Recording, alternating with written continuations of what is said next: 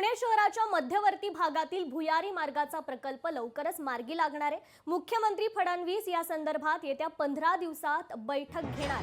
आमदार हेमंत रासने यांच्या लक्षवेधीवर मंत्री उदय सामंत यांनी हे उत्तर दिले। गेली 12 महिने याचा सातत्याने मी पाठपुरावा करतोय।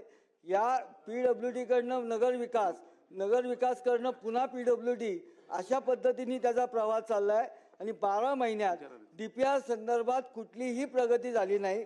तरी माझा हा प्रश्न आहे की या जो भुयारी मार्ग शहराच्या दृष्टिकोनातून अतिशय महत्त्वाचा आहे, त्याचा डीपीआर किती कालावधीमध्ये करणार, इतका कालावधी वेळ घालवलेल्या अधिकाऱ्यांवर काय कारवाई करणार आणि या विषयाचा लवकरात लवकर मार्गी कसा लावणार।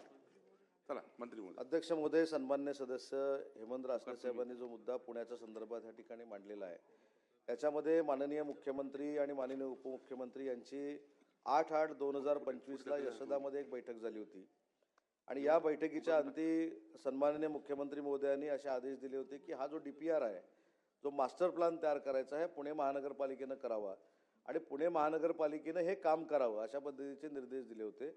परंतु काही कालावधीनंतर पुणे महानगरपालिकेनं सार्वजनिक बांधकाम खात्याला पत्र लिहिलं की आमच्याकडे ही सगळी यंत्रणा नसल्यामुळं हे काम सार्वजनिक बांधकाम विभागानं करावं अशा पद्धतीचं पत्र लिहिल्यामुळं दोन्ही म्हणजे पुणे महानगरपालिकेमध्ये देखील संभ्रम आहे आणि सार्वजनिक बांधकाम विभागामध्ये देखील संभ्रम आहे आणि म्हणून माननीय मुख्यमंत्री महोदयांनी ही बैठक घेतलेली असल्यामुळं मी स्वतः माननीय मुख्यमंत्री महोदयांशी चर्चा केली की हे नक्की काम सार्वजनिक बांधकाम विभागानं करायचं आहे की पुणे महानगरपालिकेनं करायचं आहे।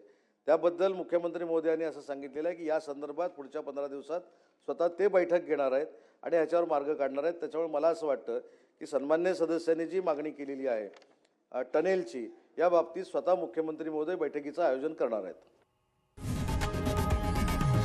लोकशाही मराठी ऐका, पहा, जागरूक रहा।